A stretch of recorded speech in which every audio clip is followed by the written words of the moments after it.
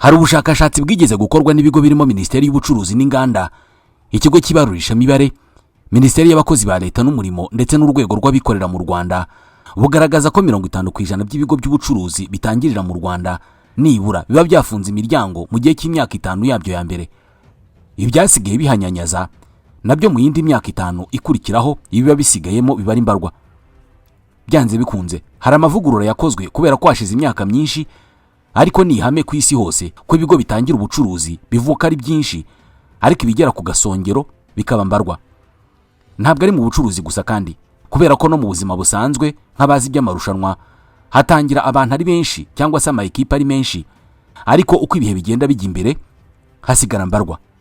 Wenda hanaho twavuga ko ari irushanwa, ariko buriya n'ubuzima ni irushanwa. Iyo unaniwe urasigara abandi bagakomeza. Ku isi yose niko bimeze. Ibigo by'ubucuruzi bivuka buri munsi, ariko irimbi ry'ibyananiwe naryo ni rinini cyane.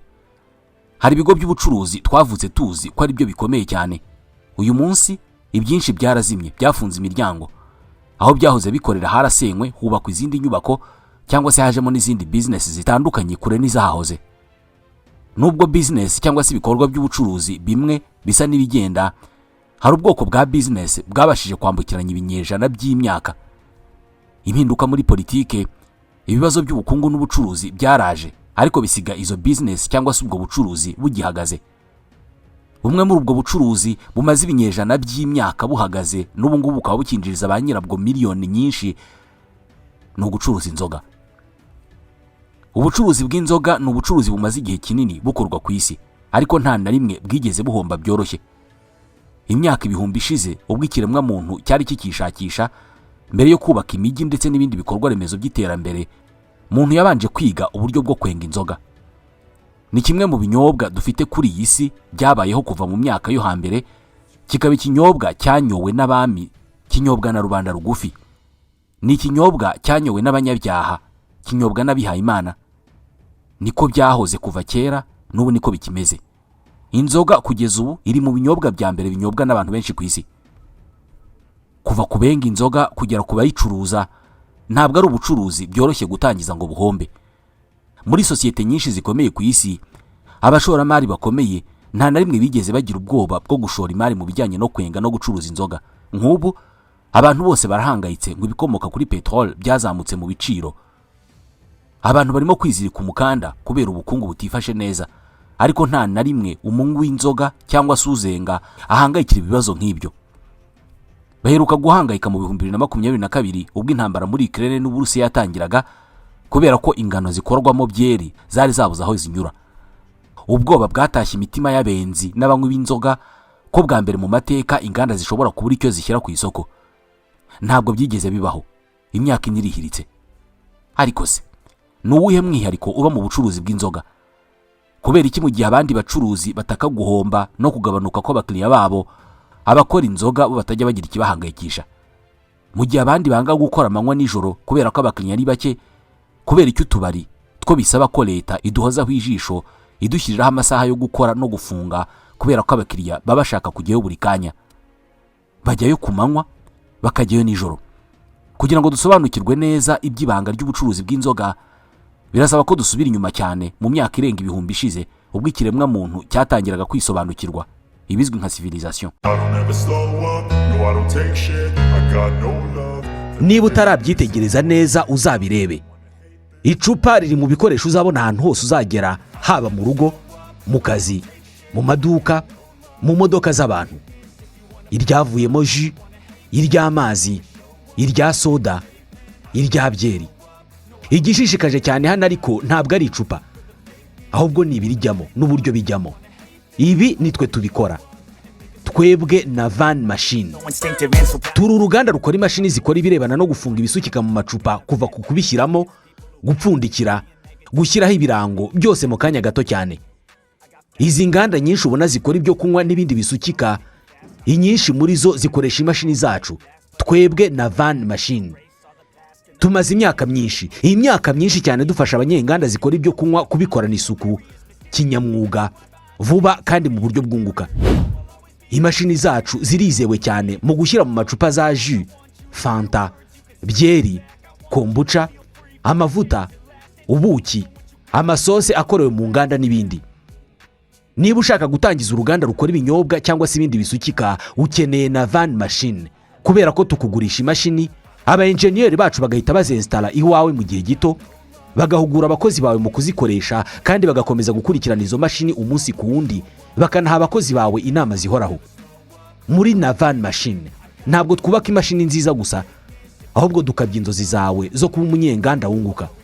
Duhamagare cyangwa utwandikire kuri WhatsApp kuri iyi nimero, akamenyetso ko guteranya 250 78 38 38 080. Nimero yacu yo mu Bushinwa ni akamenyetso ko guteranya 86 15 60 15 63 990. Wanatwandikira email kuri info@navan-machine.com. Igitabo The Economics of Beer cyanditswe na Johann Swinen kigaragaza ko inzoga ya mbere yengewe mu Bushinwa mu myaka irenga 7,000 ishize. Inzoga kandi zigaragara mu mateka ya Mesopotami, igice giherereyemo Syria, Iraq na Turukiya y'ubu. Mu bwami bwa Sumer bwabayeho mu myaka 4000 mbere ya Yezu, naho bengaga inzoga cyane. Hari inyandiko z'ibumba za kera zataburiwe muri aka gace kahozemo Sumer zagaragaje bimwe mu byifashishwaga muri icyo gihe benga inzoga. Amateka kandi agaragaza ko kuva kera na kare inzoga itafatwaga nk'ikinyobwa gusa, ahubwo byari n'igikorwa cy'ubukungu n'iterambere. Hari aho yifashishwaga mu kazi, abantu akaba ariyo bahembwa. Ni ukuvuga ukamara iminsi runaka ujya guhingira umuntu cyangwa se kumwubakira, mu kukwishyura akazaguhemba ibibindi runaka by'inzoga, akaba ari byo utahana. Inzoga kandi yashoboraga kwifashishwa muri bwa bucuruzi bwo kugurana bwabayeho mbere y'uko amafaranga atangira kwifashishwa. Hamwe wajyanaga amasaka ku isoko ugacyura amasuka. Washoboraga no kujyana inzoga ugacyura ibishyimbo abana bakarya. Ni ukuvuga ko kuva kera inzoga yabayeho ari ikinyobwa kirenze icyo kunywa gusa, ahubwo cyari n'igikoresho cyifashishwaga mu buzima busanzwe n'abaturage, kuva ku boroheje kugera ku bikomerezwa. Abanyamisiri kubw'abafaraho ngo barabanywe cyane, guhera ku mwami ubwe kugera kuri rubanda rugufi. Ni nacyo cyakomeje gukurikirana ubucuruzi bw'inzoga. Ibanga ryabwo rikaba mu kuba ari ikinyobwa gifite abakunzi mu nzego zose z'ubuzima, baba abakomeye n'aboroheje, abato n'abakuru, abagore n'abagabo. Uretse ko ubungubu leta zabihagurukiye, abacuruza inzoga bagasabwa gushyiraho imyaka ntarengwa yabemerewe kuyinywa. Gusa nta rindi vangura bashyiramo. Uko isi yagiye itera imbere, nta na rimwe inzoga yigeze isigara inyuma, yakomeje kuyiherekeza kugera n'ubu. Ibintu byatangiye gusa n'ibihinduka mu kinyejana cya 27 imbere ya Yezu, ubwo ubwami bw'abaromani bwari butangiye kwamamara. Swinen mu gitabo The Economics of Beer avuga ko muri iki gihe ari bwo vino cyangwa se vin cyangwa wine yatangiye kwamamara. Icyakora umuvinyo nk'uko bamwe bawita waje uhenze ku buryo atari buri wese wabashaga kuwigondera. Cyaragiye gihinduka ikinyobwa cy'abaherwe n'abanyabwenge, rubanda rugumana inzoga yarwo. Mu gihe abami n'abatware babaga barwanira umuvinyo mu makartier cyangwa se abantu batuye henshi i Burayi, abaturage basanzwe babaga baganira ku hazaza h'ibihugu byabo bataramiye ku nzoga isanzwe byeri. Amateka kandi agaragaza ko inzoga yagize igikundiro cyane hagati y'ikinyejana cya 5 n'icya 15, ibihe abanyamateka bita Moyen Age. Muri iki gihe nta mazi meza yabagaho, wasangaga abantu aribo bivumburira amasoko y'amazi. Akenshi aya masoko y'amazi babaga bavumbuye hari ubwo yabaga yanduye cyane, ari mu dukoko na za miliyari nyinshi z'ibinyabutabire by'uburozi, abayanyoyeho bwa mbere bitaramenyekana bakahasiga ubuzima. Abenshi rero bahitagamo kwinywera inzoga aho kujya kunywa amazi bataramenya ibyayo, akaba yanabahitana. Ushobora kwibaza utese inzoga yo bayengaga badakoresheje amazi. Kwenga inzoga byasabaga ko bakoresha amazi, ariko ayo mazi babanzaga kuyacanira ku buryo haramutse harimo n'udukoko twabanzaga gupfa. Ikindi nuko inzira inzoga inyuramo kugira ngo ishye kugeza bayinyoye ituma hari udukoko tw'ingufu nke tuba twamaze gupfa, ku buryo ibyago byo kwicwa n'inzoga byabaga ari bike cyane ugereranyije n'ibyo kwishora mu kunywa amazi y'isoko batarasobanukirwa ibyayo. Umuntu yumvaga atekanye mu gihe arimo kunywa inzoga kurusha umutekano yagiraga iyo yabaga arimo kunywa amazi y'umugezi. Bwari uburyo bw'amaramuko. Ubu ntabwo ariko bikimeze. Inzoga zinyobwa n'abantu binezeza. Ibi bihe bya Moyen Age byarushijeho gutuma inzoga iba ikintu gisanzwe mu buzima bw'abaturage hafi ya bose. Abihaye Imana ni bamwe mu bandi bantu bamenyekanishije inzoga cyane kubera ko wasangaga inziza cyane zengerwa mu bigo byabo. Wasangaga benga inzoga bakaziha abaje mu ngendo nyobokamana, abashyitsi ndetse n'abatishoboye. Leta zimaze kurabukwa ko inzoga ari ubucuruzi bukomeye kandi bwunguka, nazo zatangiye kuhatekereza nk'ahantu ho gusoresha. Kuva kera no muri Bibiliya bivugwamo abakoresha b'ikoro mu byatumaga akazi kabo kagira ijambo habagamo n'abenzi, kubera ko nibo bishyuraga imisoro myinshi. Ibintu byahinduye isura ubwo abenga inzoga bavumburaga ikimera kizwi nka houblon, cyifashishwa mu gutuma inzoga imara igihe kinini kandi karushaho kuryoha. Niba hari ikintu cyahinduye burundu ubucuruzi bw'inzoga ni iki kimera cya houblon. Inganda n'abandi benga inzoga bari bamenyereye kwenga nke cyane kandi bakazicuruza hafi yabo, kubera ko iyo byasabaga ko zikora ingendo ndende bazijyanye ahandi zageragayo zangiritse. Ibi rero byarahindutse ubwo houblon byamenyekanaga ko ifite umwihariko wo gutuma inzoga ibikwa igihe kirekire. Abenga inzoga benze ku bwinshi kubera ko babaga bazi neza ko inzoga zitazabapfana ubusa. Batangiye no kwiga uburyo bwo kuzitwara zikagera mu bice bya kure kubera ko zageragayo zikiri mutaraga. Ni nabwo ubucuruzi bw'inzoga wavuga ko bwabaye ubucuruzi koko. Hari ahagana mu kinyejana cya 12, ahagana mu kinyejana cya 15 ubwo imijyi yari ikomeje kwaguka hirya no hino, cyane cyane ku mugabane w'Uburayi na Aziya, niko inzoga zarushijeho gukenerwa cyane. Abacuruzi bazo barunguka bidasanzwe. Abacuruzi bakoraga ingendo bajyanye cyangwa se bavanye ibicuruzwa mu mijyi imwe bajya mu yindi babaga bakeneye impamba, kandi iyo mpamba yagombaga guherekezwa n'inzoga zihagije zizabafasha kugera iyo bajya amahoro. Muri iki gihe cy'imijyi kandi nibwo utubari twatangiye gushingwa. Noneho abantu batangira kubona ahantu hisanzuye ho kujya kunywera inzoga no kuganirira bisanzuye, atari mu ngo no mu nzira. Kuva ubwo inganda zenga inzoga zaharaniye ko inzoga zigera ahantu hose, ku buryo uko umuntu yitsamuye asaba inzoga yamugeragaho bataranamubwira ngo urakire. Ngiryo ibanga inganda zenga inzoga nazo zavumbuye, maze zubaka neza inzira zo kugeza inzoga mu bakiriya bazo mu nsisiro zose aho abantu batuye, ku buryo hashakwaga abakozi bahoraho bakwiye gukurikirana ko nta gace na kamwe katarimo inzoga. Aho zigiye gushira bakeneye izindi zabageragaho byihutirwa. N'uyu munsi niko bikimeze, ntaho wajya ngo ubure byeri. Abenzi barabizi neza ko icyo bakeneye cyane atari ukwamamaza inzoga zabo, nubwo nabyo babikora. Icyo bakeneye ni uko inzoga iba hafi yawe. Uruganda rushobora kwemera gutanga frigo z'ubuntu, rugatanga intebe z'ubuntu ku batangije utubari, ibyapa bisa neza cyane by'ubuntu, ibirahuri by'ubuntu bitatse amabara y'inzoga zabo n'ibindi wowe ubona ukabona bashobora guhomba, ariko ntabwo ariko biri. Icyo bakeneye ni uko umucuruzi akomeza gucuruza inzoga zabo, nawe ugakomeza kunywa inzoga zabo.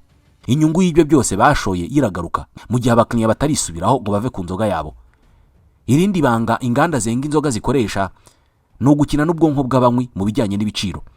Igihe cyose inzoga zihabwa igiciro gito ugereranije n'ibindi bintu, ku buryo utatekereza ko urimo gusesagura inyo y'inzoga. Ntabwo wabyuka ngo ugure imodoka cyangwa se inzu utabanje kubitekerezaho ndetse no kwizigamira, ariko ushobora kuva mu rugo nta gahunda yo kunywa ufite, wagera ku kabari ukibuka ko ayo mafaranga ahari, kandi ko kunywamo agacupa kamwe cyangwa se tubiri nta ngaruka bishobora kugira. Ni nayo mpamvu mu bihe ubukungu bwifashe nabi ku isi nta ngaruka zikomeye bigira ku nganda n'abacuruza inzoga.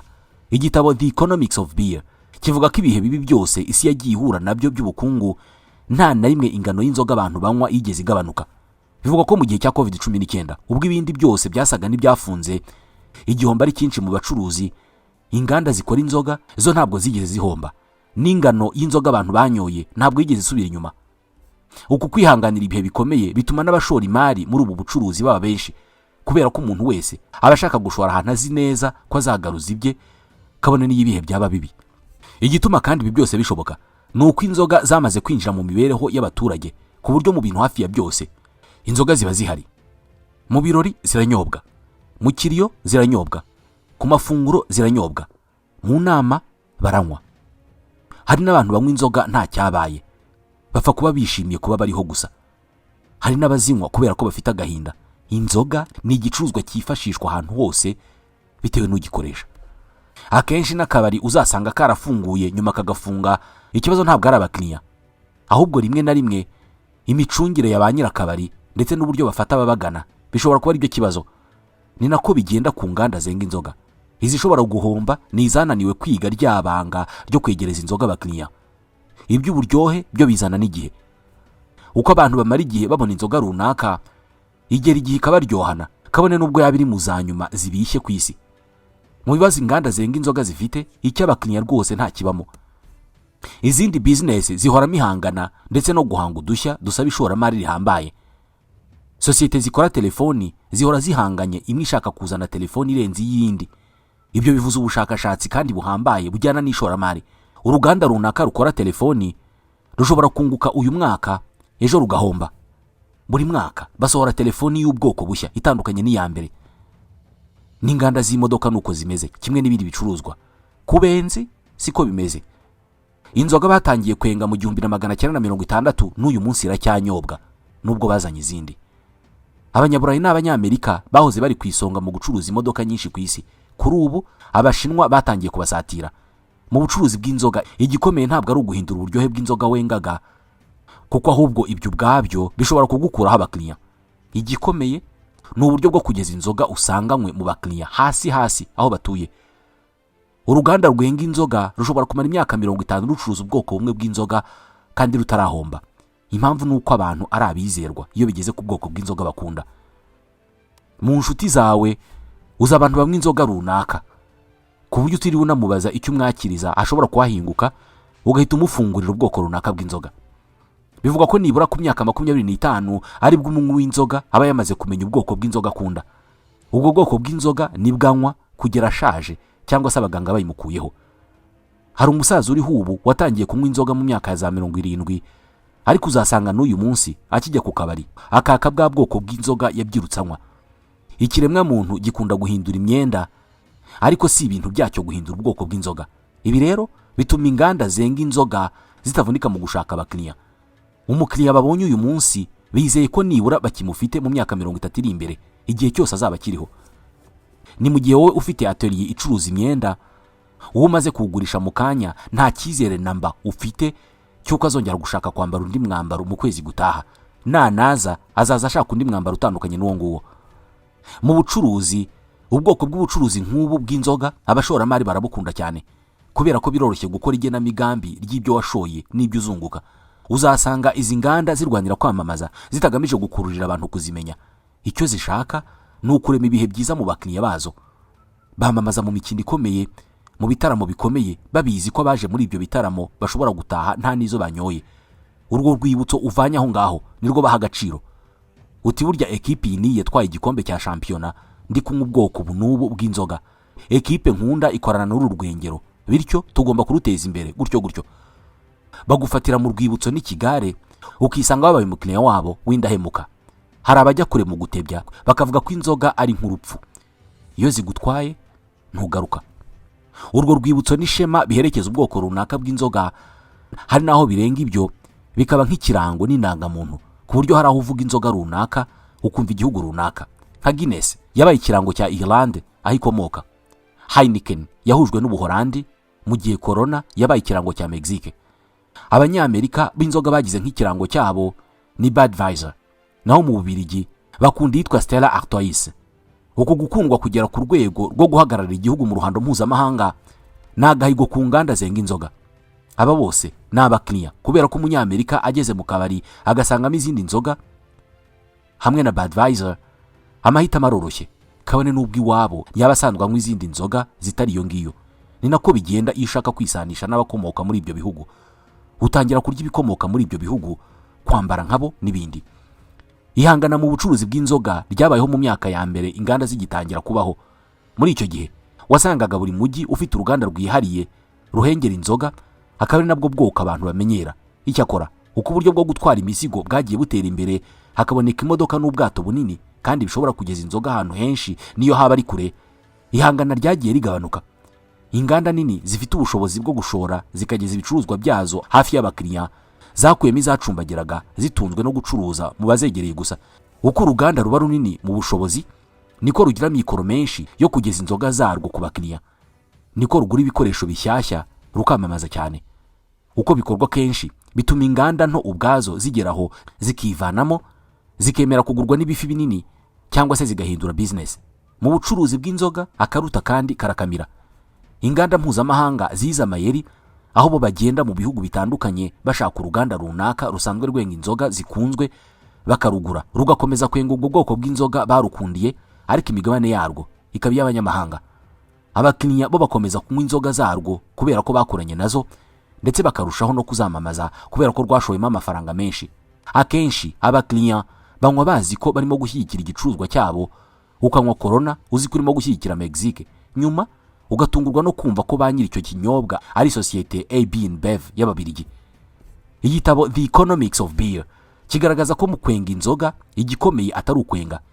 Igikomeye ni ukubanza kwigwizaho ibikenewe byose ngo uruganda rutangire gukora, nko kubaka inganda zirimo ibikoresho bigezweho byenga inzoga, kubona aho uzakura ibicuruzwa nk'ingano n'ibindi bikorwamo inzoga, kubona amacupa yo gupfunyikamo, kuzuza ibyangombwa by'ubuziranenge, gushyiraho uburyo bwihariye bwo kugeza inzoga ku bakiriya kandi bihoraho, no kwamamaza. Ibyo iyo wamaze kubibasha, ibindi biroroshye. Usigara utegereje ko amafaranga watanze akugarukira kandi mu gihe gito cyane. Ikijyanye n'ibiciro cyo ntabwo inganda zenga inzoga bijya bizihangayikisha, kubera ko igihe cyose ufite abakiriya ntabwo ushobora guhomba. Iyo tuvuga amafaranga dukoresha tunywa inzoga kandi koko tukanabikora, abazikora bo baba bicinye icyara. Ushobora kuba unywa amacupa 2 y'inzoga buri cyumweru, ukumva ntacyo bivuze kuri wowe, ariko ku ruganda rw'inzoga unywa kuri bo bifite kinini bivuze. Nukuba n'ibyumweru 50 bigize hafi umwaka, ni amacupa 100 uzanywa mu mwaka. Nukuba n'igihumbi kimwe cy'amafaranga y'u Rwanda, umwaka uzashira uhaye urwo ruganda ibihumbi hafi 100. Hano ukubye n'abandi bakiriya miliyari na miliyari bari hirya no hino ku isi bameze nkawe bakunda iyo nzoga, ukongeramo n'abanywa amacupa 5 cyangwa se 10 mu cyumweru, uhita ubona amafaranga izi nganda zinjiza. Iri ni ryo banga ry'abacuruzi b'ibicuruzwa abantu bahora bakenera. Kunguka kwabo kuri mu kwizera kwawe kuko ntacyo urimo guhomba. Irindi banga inganda zenga inzoga zihariye ni imibanire myiza zigirana na leta hose ku isi. Birazwi ko inzoga akenshi zangiza ubuzima, ndetse kuzinywa cyane ho bikaba bibi cyane. Icyakora nta uzasanga leta ibuza abantu kuzicuruza cyangwa se kuzinywa burundu. Ikishyiramo imbaraga ni ukubwira abaturage bayo kunywa mu rugero. Impamvu nuko byeri ari isoko y'imisoro kuri za leta kuva kera na kare. Inganda ni zimwe muri business zishyura neza imisoro kandi myinshi, bakanayishyura batagononwa cyangwa se ngo bashake kunyereza nk'uko abandi bashoramari babigenza. Ibyo bituma leta ibaba hafi, igakora ubugenzuzi, ariko ikaba idashobora kubahagarika burundu. Nubwo bizwi ko inzoga benga hari aho zitera ibibazo, haba mu buzima bw'abazinywa cyangwa se mu mibanire y'imiryango, yewe no mu mikoro y'abazinywa. Icyakora na leta irabizi ko niyo yabigerageza kubuza abantu kunywa inzoga byagorana, kubera ko ni ikinyobwa babanye nacyo igihe kinini. Hejuru y'imisoro kandi, uru ruhererekane rw'ubucuruzi bw'inzoga rurimo akazi kenshi. Duhere mu bakora mu ruganda rwenga inzoga, tumanuke mu bazikwirakwiza, abazicuruza, abazitanga mu tubari, no kuvuga abaserveri baziha abakiriya, abazamamaza n'ibindi. Ni ubundi buryo bwo guteza imbere abaturage bitari mu kuzinywa gusa, ahubwo binyuze no mu guhanga akazi. Ubwo kandi ntiwirengagize n'ubundi bucuruzi bwungukira mu kuba inzoga zihari nk'amahoteli, restaurant n'ibindi. Irindi banga inganda zikora inzoga zihariye rituma badashobora kuva muri ubu bucuruzi byoroshye, nuko bitabasaba byinshi ngo inzoga ikorwe. Icyo bisaba gusa ni amazi, ingano, houblon, cya kinyabutabire gifasha inzoga kumara igihe kirekire, n'umusemburo. Ibi byangombwa by'ingenzi ngo inzoga iboneke ntabwo ari ibyibura, kandi biroroshye kuboneka. Ntabwo ari nka telefoni bisaba ko hacukurwa amabuye n'amabuye y'agaciro mu gihugu kimwe akazajya kugera mu kindi bihenze cyane. Uko ibyo ushobora birushaho kuboneka ku bwinshi, niko n'inyungu iba nyinshi, kandi ukaba wizeye ko nta cyapfa guhungabanya business yawe. Iri shoramari rihambaye mu by'inganda zenga inzoga ntabwo ryasize n'umugabane wa Afurika, aho mu myaka yatambutse abaturage bari bamenyereye inzoga gakondo nk'ikigage, urwagwa n'ibindi. Kuri ubu byarahindutse. Inganda zibikora kinyamwuga zabyinjiyemo, ku buryo isoko ry'ubucuruzi bw'inzoga muri Afurika rirabarirwa agaciro ka miliyari 50 z'amadolari. Aka gaciro kandi kitezweho kwiyongera mu bihe biri imbere uko abatuye Afurika bazarushaho kwiyongera, n'ibice byahoze ari ibyaro bikagenda bihinduka imijyi. Kubera aya mahirwe y'abakiriya bashya kandi benshi Afurika itanga, inganda zikomeye ku isi zatangiye kuyihanga amaso ndetse no kuhashora imari, nka Heineken, AB InBev y'Ababiligi, Castel y'Abafaransa na Carlsberg yo muri Denmark. Izi nganda kandi mu kwirinda ko zazageraho zikabura ingano ndetse n'ibindi bikoresho by'ibanze zikoresha, zagiye zagura amarembo zigashora imari no mu buhinzi kugira ngo bahinge ingano nyinshi kandi zigezweho. Iri banga rituma inzoga ikomeza kuba business ikunzwe kandi yunguka, riracyaherekeje iyi bizinesi kugera igihe isi izabishakira. Ni ikinyobwa kitigeze gihanika ibiciro ngo kirenge ubushobozi bw'abaguzi, kikaba ikinyobwa gikoreshwa mu bihe byose kandi n'abantu bose. Ibi bituma nta hangana cyangwa se ibura ry'abakiriya kigira, kubera ko abakimenye mbere nibo bakiriya bacyo bimena b'igihe kirekire, ubundi nabo bakagenda babiraga abo bazabyara gutyo gutyo. Inganda zose buri mwaka zikora ubushakashatsi bw'abantu bujuje imyaka yo kunywa inzoga, zikamenya umubare w'abakiriya zizagira muri uwo mwaka. Abashoramari mu nganda z'inzoga bamenye imikorere n'imyitwarire y'ikiremwa muntu. Ikoranabuhanga rishobora guhinduka hakaza rishya, leta zirahinduka, ariko imyitwarire y'abantu ntabwo igihinduka mu buryo bworoshye. Mu gihe cyose abantu bagikora ibirori, mu gihe abantu bakijya ku kiriyo, mu gihe abantu bagihurira ahantu runaka bakaganira, mu gihe bakireba imikino runaka n'ibindi bibahuriza hamwe, inzoga ntabwo izaba kure yabo. Aha rero niho hari izingiro. Inganda zifite ubushobozi bwo kwenga no kugeza inzoga zazo hafi y'abazikeneye zizahora zikomeye. Namwe abazimenye muzahora mwibwira ko zihendutse, nyamara mwibeshya. Munywe mu rugero.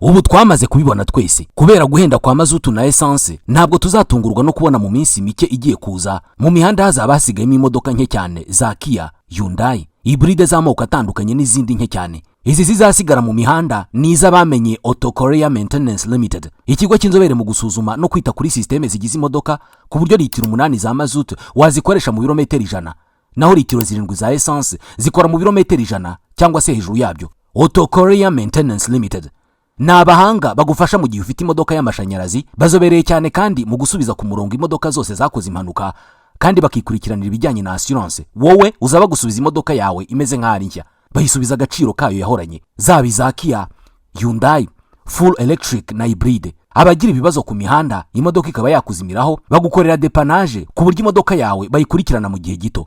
Abafite imodoka zikoresha mazutu muri Auto Korea Maintenance Limited bazikorera maintenance bakoresheje imashini zabugenewe, batiriwe bafungura imodoka, ubundi imodoka igatangira kunywa bike cyane. Ibi igiciro kibikomoka kuri petrol kirabidutegeka twese.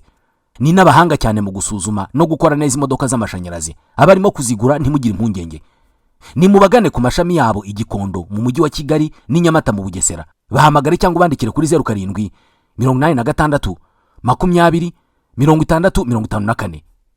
Auto Korea Maintenance Limited niyo makiriro imodoka zacu zisigaranye.